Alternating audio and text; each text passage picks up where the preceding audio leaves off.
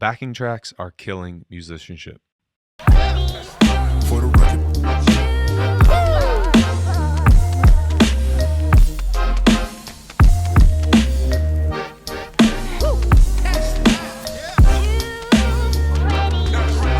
Welcome to the Worship Leader Hangout podcast. I'm so glad you're here. My name's Chad Buckland, and this is my good friend, David Hutchinson. And we're back with you with another podcast talking about the simple fact that tracks are killing musicianship. And I'm going to let David take it away for the first little bit just to talk about his opinions and what he's experienced in this. And then I'll come back in and just kind of tell you my experience and where we are with the use of tracks. And we're not talking about just the click. We're talking about the use of actual stems, instruments played with you, and then kind of locking you down to what's already been recorded for that time of worship. So, David, take it away. And I'm fully aware that many of you probably don't even know these things exist. Like, you may be seeing three musicians on stage, and you're wondering, like, these guys are so good, but how are they doing so much? So we're gonna get into all that. But before we go there, Chad, how you been? Man, I'm good. Our church took on a pretty big responsibility, pretty big job of recording our denomination's North Carolina State Convention. We're South Carolina. So we are coming out of that last weekend, so I'm just ready to not be so professional on camera. In doing that. So anyway, it's been a good week. We had a good Sunday. How was your Sunday? I had a great week. This Sunday I wasn't at church. I had this Sunday off. Sinner. Yeah. Well, I took it off because I knew that I had been like blazing it the past couple of months, and then I'm about to blaze it again. And so I'd asked for a break, and they're willing to give it, so I was grateful. Well, I'm so glad. Yeah, man. So and then last night I'm wearing this shirt, Zeal. Yeah. And I'm a big fan of King's Kaleidoscope. Uh-huh. And I thought that because of what we're talking about today, I actually went to their concert last night, and it was fire. Oh, okay. Yeah. Yeah. And because we're talking about creativity and tracks, I thought it was fitting to wear a King's Kaleidoscope shirt, which the back of this shirt says "Righteous Ratchet Scum" or something like that. It's kind of cool. Gosh. But anyway, because King's Kaleidoscope is a creative band, and they're kind of the antithesis of like modern worship music and that sound. And so I thought it was almost like fitting to wear their shirt. But yeah, so we're talking about tracks, and these things are certainly valuable, which is why we use them. And I have certainly come a long way in even the acceptance of tracks. Yeah. But I think we should first ask the question, do you even think something like creativity is important? Okay. And so I'm asking you that question. Yes. Do you think, yeah. And why do you think it's important? Why do you think it's necessary? I definitely think creativity is important, especially in the context of worship, because God gave each of us an individual personality, an individual look, an individual voice. We're all different, and so I think it's honoring to Him when we are creative in using the giftings, talents, abilities that He's specifically given us. Like when people say, "Oh man, you're the next fill in the blank," it's like, well, should we? I mean, that's exciting. That's intriguing to think about. But should we have the mindset like you are the next David Hutchinson, like you specifically, which is a little less flashy and a little less exciting, but it's like, no, that's true. I need to bring my individualness, myself, to this, what God has given me. But also, I think on a more of a maybe a practical level or whatever, creativity is just more fun. We're more excited to be a part of what's happening in that moment, which I think then kind of lends toward a better worship environment. Or it's just, to me, it just ends up being better overall when we are able to be more creative. And people have this argument all the time. Like I see it on a lot of the stage design videos, like in a lot of the behind the scene videos, people will come in and say like, oh yeah, well, you you don't really, or they'll either be sarcastic and be like, oh yeah, you need $1 million worth of sound equipment to worship Jesus, or they'll be just direct to the point, like you don't need all that to worship Jesus. You're blah blah blah, and they'll just start saying things like that. And and that's so true. I think that's very very true. I don't really feed that fire, when they Hmm. start that, but I think they're right.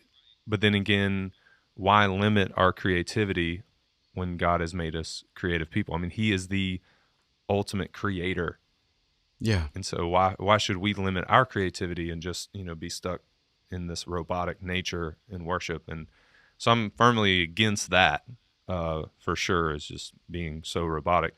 However, I have used tracks, and we'll probably use them in the future when we feel that it's absolutely necessary.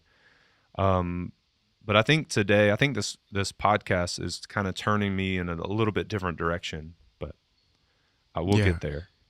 So you're right. Tracks kill the individual Yeah, in that there is no more room for, or very little room for self expression. And when you play an instrument, you are, there's something about bringing your own ideas and who you are to the table. And that's also a part of who God made you to be. Like, He gave you your own sound, and tracks kill that. Like, yeah, it's very destructive towards that. And there's something else that happens within creativity that that you never discover. Just like how we have our own voice in terms of if you listen to different speakers, like, let's say you, and I'm just calling out preachers, okay? I'm not endorsing anybody, but like, let's say you listen to like somebody like Mark Driscoll or TD Jakes or Tony Evans or Andy Stanley. Like, these guys all have their own voice and they have their own perspective. Like, there's something unique about them that speaks to whoever they're listening to. yeah, Well, music is the same way, right? Like, there's something that you need to develop as a musician, your own creativity, and in presenting that, you're able to reach people that, like, the somebody else isn't able to reach musically. And track certainly is the destruction of individual creativity.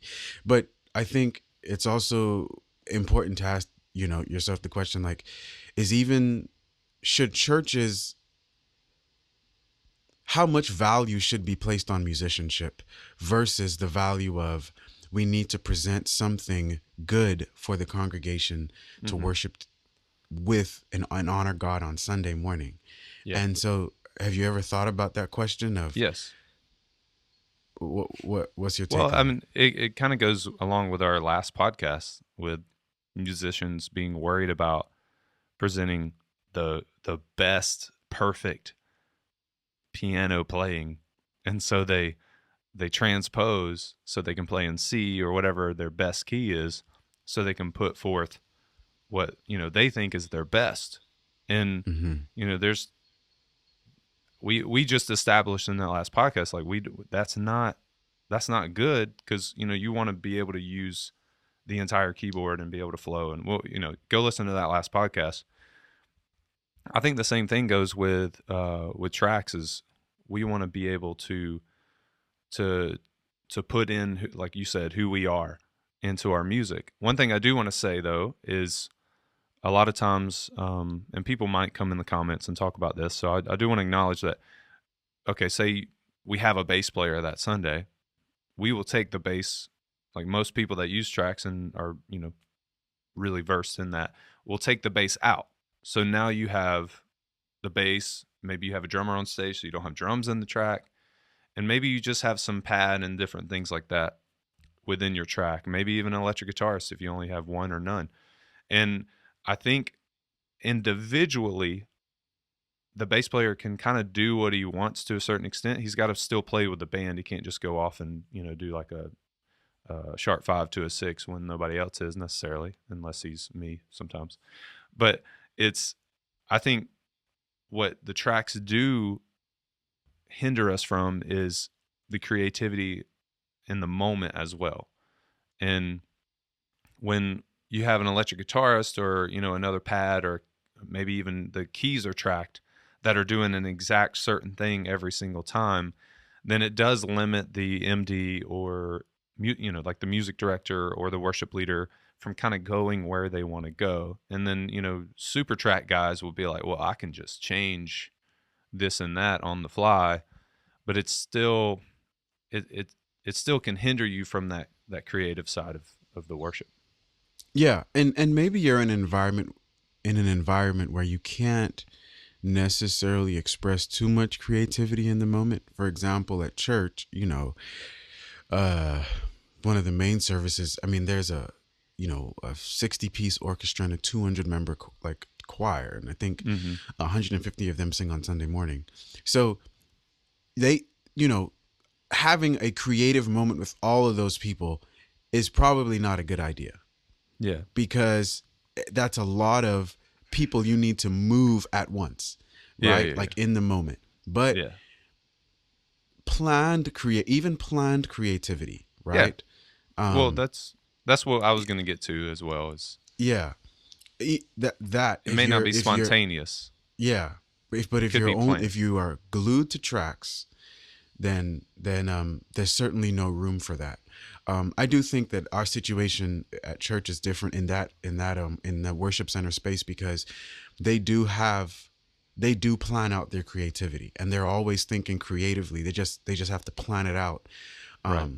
And they create their own tracks. So it's a little bit different of a situation versus the vast majority of churches that use tracks from multi-tracks or playback.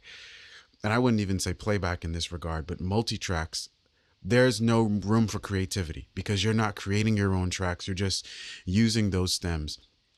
And you're reducing your musicianship in the process, because you're no longer thinking through you're like, well, I'm going to let the track handle much of the rhythmic elements, and I'm just going to stand up there. This is how I feel anyway. Stand up there and just strum this guitar, not really thinking about it. And I know, one day I had my piano players was a student, and I noticed he didn't have his in-ears in. And I said, how come you don't have your in-ears in? And he said, oh, I don't need to think about the rhythm. It's on the track. He literally has decided it didn't matter at what rhythm he played, because the track covered so much of the rhythmic ideas, right? And so you can clearly see tracks are killing musicianship. And what's sad about it is we won't stop using it because it's so helpful, and many of us are on time crunches. But in some way, we still have to speak against the dangers of it and consistently fight it, right? It's kind of like I'm trying to think of something that we like in the world that is very helpful, but at the same time it can be dangerous. Credit cards. Can't think of credit cards. Oh my gosh, very perfect analogy, right? Yes, extremely helpful. Maybe when you are in a bind and you need to replace that flat tire, you didn't have your $1,000 savings, like Dave Ramsey said, and you didn't, or something happened, right? You might have used up that, and you were just in that bind, and but yet at the same time you use it as a crutch every time, and it becomes the go-to, not the help or whatever, right? Or you don't use it in a disciplined way. And then you go in debt. Yeah. And because then you didn't plan ahead. And you overused that credit card. And I realized I just said something that I think should hone in on. We should you don't, just like how you don't use credit cards in a disciplined way, you have to use tracks in a disciplined way. In the long run, it will destroy your musicianship within your church. You're Hmm. no longer going to be as concerned about like the volunteer musicians, developing them. Go ahead. You were going to say something? Yes. Well, I was just going to speak to that. So I was waiting. I was giving Go you ahead. room. All right. Yes, and a direct example of that just happened this past Sunday. I had a guitarist, acoustic guitarist. We did the song "Walk on Water." Have you heard that one? Elevation Rhythm. Nah, I don't really listen to Elevation, bro. Okay. So I'm sorry. "Walk on Water," "Walk on Water" is just kind of one of their fun songs, and just kind of fun. And Mm-hmm. we did use a track to get some of those other elements in that song that we didn't have on stage. It had like at the very beginning has this like rumble that leads us in. It sounded really cool. So and we're a little bit on a time crunch, so it's another one of those credit card uses, just like we Yeah. were talking about. But I Very will good say this, analogy. yeah, I will say this. Our acoustic, so in that song, there's a really nice electric guitar, like not distorted. It's a very clean sound, but dun, dun, dun, dun, dun, it's just a really nice sound. Um, and he's kind of playing the chord progression or whatever, and just yeah, you need to listen to the song. It's actually a good song when you dive into it. Mm-hmm.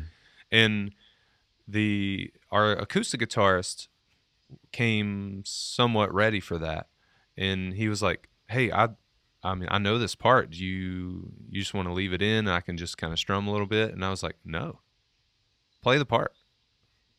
He was like, "Well, I mean, it's not an electric guitar." I was like, "I don't care. Mm-hmm. We don't have to have that electric guitar part." I mean, we had an electric guitarist on the stage, but he was doing something different. And because when you look at a lot of tracks, they have like 84 electric guitars, and then a piano, a Yeah. keys, Yeah. 14 pads. So they have a sub bass, a bass, all these different things. I'm like, just no. It's like turn the guitar off, dude. If you can play it, I don't want that being. And he had it was a little bit different. It wasn't exactly like that. He was like, "Is that Mm-hmm. all right?" I'm like, "Dude, I mean, it didn't offend me that he asked me that, because he should be the one offended that I'm the possibility of somebody else playing that we don't even know, that's not even on the stage, making that sound. Like he should be the one that's kind of offended. Like he knows he learned that part, but he Mm-hmm. wasn't. I mean, he's like, "Should I play that?" And I was like, "Absolutely." We turned that off, and it does slightly change the sound of the song, which I think was great. I was actually going to turn that off and just kind of use the Rhodes sound on a keyboard, but I didn't end up playing the keyboard. I actually had our brand new, like when I say brand new, she is brand new to our team and also brand new at playing the piano, like just coming Yeah. up in the world as a pianist. And we worked on that song super hard. And I said, "Well, listen, I'm going to stand up and lead this and sing and have fun and move around a lot." That's just kind of how our church is. And I'm not going to play piano. I need you to play the piano part on this. So we worked on that last Thursday a lot. And she got it. It wasn't like rhythmically, well, it was actually really good the way she did it. But anyway, Mm-hmm. what I'm saying is we used the track, but in fear of hurting someone's musicianship, I was like, no. I tried to teach them that, like, no, I want you to play what you're going to play. Now, do I Mm-hmm. want it to sound polar opposite of what the song sounds like? Not necessarily. I want Mm-hmm. I want this song, but I want you to play the song, not Yeah. Jimmy over there on guitar, and we don't And even know and him. and that's another thing. Not only is it because that's tracks are not only reducing creativity extremely, they are also in they're also reducing musicianship. Yeah, because he would have And just so strummed if yeah, he or did like nothing really. they're reducing the responsibility placed on musicians. And we're not talking major responsibility here. We're not talking learning 17 chord changes. We're talking about a song that probably has 3 sections, and 2 of Mm-hmm. the sections are Yeah. probably the exact same chords in different orders, right? And and it's just so little being placed on musicianship today, and so it's certainly a concern. Um, I had this question for you. What was crucial for your own musical development? Just what was crucial for my own musical development? Yeah, yeah. Like, what were some of the elements that you would say were helpful in causing you to grow? Because we're here to help people grow in their musicianship. Yeah, we are. I am. Goodness gracious, I started another channel called Play Creatively. That's how dedicated I am to helping people grow in this aspect. Um, well, I mean, I think it's exactly what we're talking about, learning really hard parts. That helped me grow tremendously. I think when you start playing an instrument, you don't listen to somebody go. You listen to the Mm-hmm. people that are like, or Yeah. going crazy on their instrument, and that's like, man, I want to do that. But then we start out, and then especially in our churches, they're just like, yeah, do this, and then this, you know, and then do this, and then on a computer, and you're like I didn't. The musician or me or our musicians did not start learning that instrument to do this. Yeah. Maybe at first, maybe that's where you start, but that's not where you end. And I think if that's the perception we're giving them the whole time, that's it, they're going to get bored, they're going to leave, and they're going to join the kids ministry. So you were inspired by people that were like musically expressive Yes. creatively. Oh, big time. Yeah. Yeah. As a bass And player, yes. and you Incredible. wanted to learn from those people. I did. Well, I wanted to learn from their albums, and unless Yeah. I paid to be at their base camp. Yeah. You wanted to Yeah, learn yeah. what they were doing. Yeah. The Yeah, same, I wanted to play like them. yeah, I would say the same for me. I would say there would be one more thing with me in that I I had a intrinsic love for music theory, and I think it may have been that I wanted to play like other people that I liked that were creative, but I wanted to understand mechanically how it all worked. Yeah. And what would happen is, this is what I realized. It's not that I actually learned exactly what they were doing. It happened for me in reverse. I learned theory. I would go home and try to work out that theory. So I'm practicing. Theory to me is another term synonymous for a framework for creativity. Mm-hmm. And I would go and try to work out that theory at home. Oh, I like this idea. That's a flat 7. Wow, you can substitute a flat 7 for a 5. That's absolutely amazing. The more I did that, like on my own, and then I heard other people, I'd be like, oh, that's what they did. Oh, they substituted the flat 5 for the flat 7. I see. I get it now, right? Yep. Or, oh my gosh, I learned this 2-5-1 concept and I start playing it on my own. Like I learned the concept first. I practiced it. I worked it. I engaged with it. And then I would hear somebody do it. Oh, that's what they're doing. And they did it differently, right?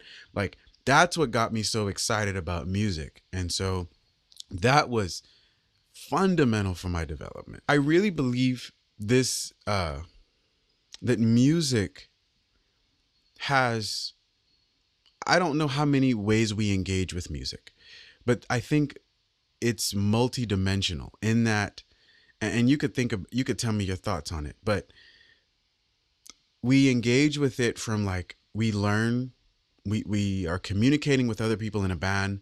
So we're engaging with it that way, right? We have that experience where it's like a conversation going on between me and you. Well, that's something we're experiencing with a band, and tracks kill that, by the way. Yeah, they do. Because tracks aren't a live person you're talking to. No, they're just kind of telling you where to go. It's like GPS. They're just telling you where. Yeah, exactly. And so there's no communication going on there. So and that's why I like jazz, gospel, quite frankly R&B, any genre where I can communicate with a bunch of guys that know how to groove. Yeah. And then, so you're engaging in that with that dimension. You're also engaging with it personally, right? Like you're thinking about your own creative ideas around, well, what can I do on a one chord? Think simple things, right? And then you come in the band and then you bring that to the conversation. And that's one element. And then I think the third element, and this is what I realized, and it just hit me at the King's Kaleidoscope concert. It's the element of the people that you are engaging with the music that aren't necessarily on stage with you. Mm-hmm. And so like they sang a song and we got to they were singing these songs and the crowd kind of knew them, but it was like kind of like the last three before they walked off before the encore. The entire crowd knew all the words, and there was like this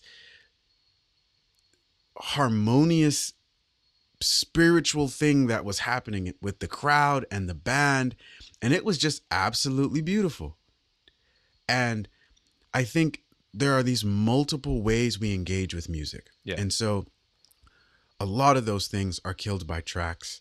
So what are your thoughts on that? Yeah, I think that you're spot on that too. One thing that I'm maybe a little bit more concerned about is our young musicians and our new musicians, but mostly the young musicians, because young people are a lot more impressionable. And I think it's super easy for somebody to grab up an app and start purchasing tracks that are like $20, $25, $30 for all the stems per song. And that's not even multi-tracks pricing.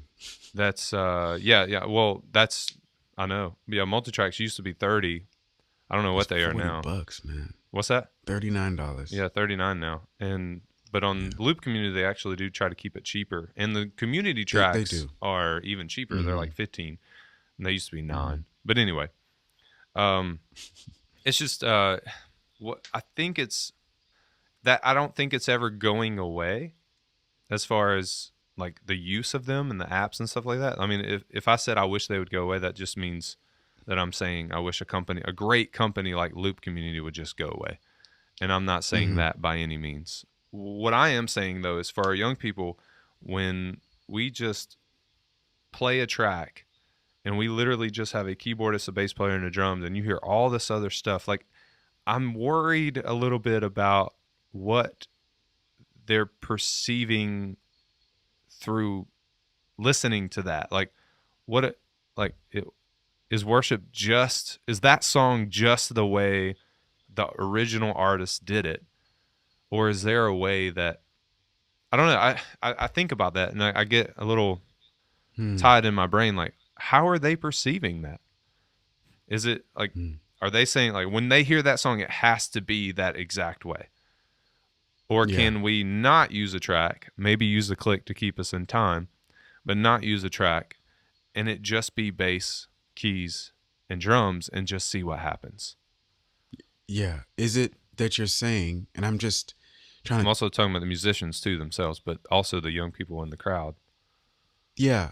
But are you saying, is their experience based off of, I can only communicate to God the way Elevation did it? Yeah, that's I guess that's what I'm trying to get at. Is I was more talking about on a musical level, but gotcha. But okay. On a spiritual level, yeah. Like, is this way we do this song the only way? And you know, I look at Elevation not badly by any means, because they reinvent a song all the time with different arrangements and so much creativity in what they do. But yet we still take that one track that exact same way and we do that song that exact same way every single time we do it. And quite frankly, that's not healthy for our congregation, for our student congregation. And we've already discussed it's not healthy for our team because it limits what they can put into that. I realized something happened to me a couple of weeks ago. I don't know if I told you this, but I literally said I'm not playing the piano anymore.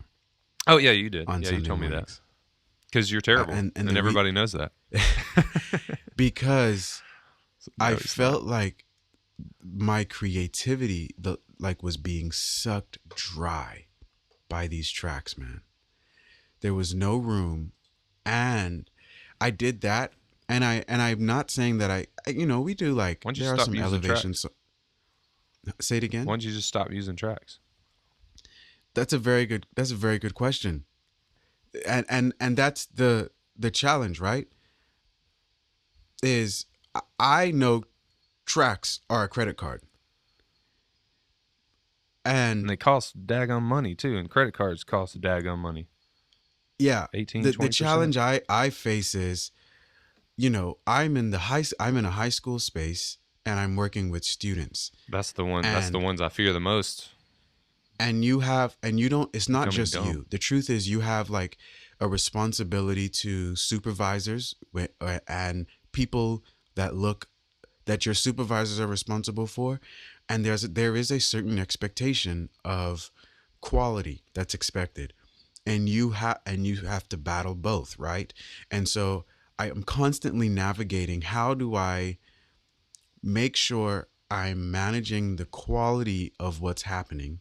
I have to do that. It's this, frankly, business is business, and I'm not trying to be take the spiritual nature out of going to church, but churches hire worship leaders for a reason, and sometimes quality is, quite frankly, why I've been hired at every single church, right? Like, they're saying our musical quality needs to be improved, and you have to do it. So how do I manage that with also making sure my piano player never shows up again, thinking I don't have to think about the rhythm to the point to where I don't need to wear earphones? Like, that's ridiculous. Yeah. You know what I'm saying? And so I have to constantly manage that. I have to constantly battle that. I have to and what I'm doing is I am now removing anything. I am starting to remove instruments from the track. Oh yeah. Well, I think you should have been doing that a long time ago. So like I've been removing instruments from the track. I mean, if the drums are on Yeah, yeah, Sunday yeah. I morning, got we're you. not gonna Okay, have yeah, I yeah. got you. But I remove like stuff that's just unnecessary as well, because it's like, well, I'm starting to move more of those crucial elements. Um yeah. It's difficult, but I know that I can't move it all. I can't just jump switch, right? Um jump train, I don't know, something. I jump just can't switch. turn it off. That's our new Jump saying. switch. You're going jump switch. Yeah. Jump ship. But yeah, jump ship. Yeah. Yeah. But yeah, I have to start. I have to start somewhere. Yeah. I think for us, we do 3 songs a Sunday typically, unless it's a crazy Sunday. And at most, as of now, it's probably only like 1 track per Sunday. And it's usually the Mm. one that's like first, just because it's a little more hype song, has a lot more to it as far as uh, honestly, I'm probably going to do a video about how to get started using tracks, maybe started using something like Loop Community. And then I'll Yeah. probably just do a giveaway of all of our gear that we use tracks with, because Mm-hmm. I'm honestly sick of it. I'm gonna just say it right now, and I think that you probably didn't expect that from me, because when I see my worship leader intern grabbing the thing from the stage and just like, yeah, I'm gonna go set it up, and then we set it up, and it's just like we have some of the most creative and most fun times on Wednesday night when I'm playing keys. Carlos, who I've kind of trained up under me playing bass, like he's gotten Mm-hmm. so good, and then Christian playing drums. I'm calling these people out because they're amazing. They've become amazing, especially. And we think of some nut stuff, like stuff that I used Mm-hmm. to do in like EVS, like not necessarily the music, but I'm saying like we think of some ideas like, oh, dude, let's try that. Yeah. Sometimes it's on the fly, and we're talking to each other the whole time, like motioning, like somebody messes up, we're making faces at each other, and we have this freedom that I crave and I miss so bad, like on a Sunday morning. And I'm telling you, I'm starting to get to where I'm just like, forget it, because our keyboardist left, and he was so very dialed in on what had to be done in exactly this way, and only played in the Mm-hmm. key of C. And I'm thankful that he's found another place, because we are now able to just get crazy on some of this music that where we didn't necessarily have the freedom to before. And also I'm just drained and sick of spending the money on tracks, spending the time to make them sound good, and then also musicians saying stuff like that. That was kind of the feather on the camel's back. Like, you want me to play? Yes, I want you to play this part. And I'm just like, forget it. Let's just not use them.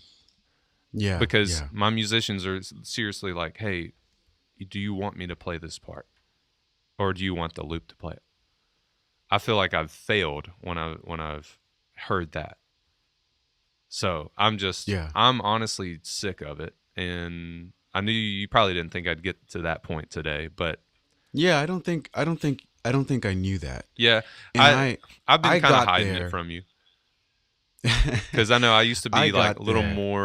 a little more pro track. It's like, yeah, Yeah. they're helpful. They And were helpful, and let me say something. not It's anymore. not that I'm not anti-tracks I mean, I'm whatsoever. not either. We're using one this But Sunday.